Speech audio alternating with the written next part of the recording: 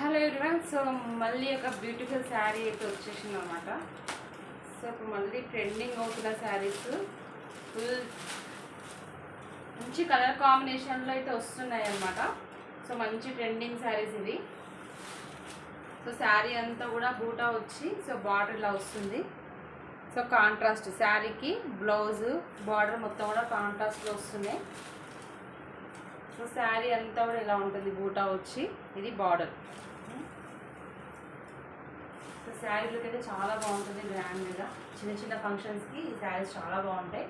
So ఎవరికైనా కావాలంటే message చేయండి.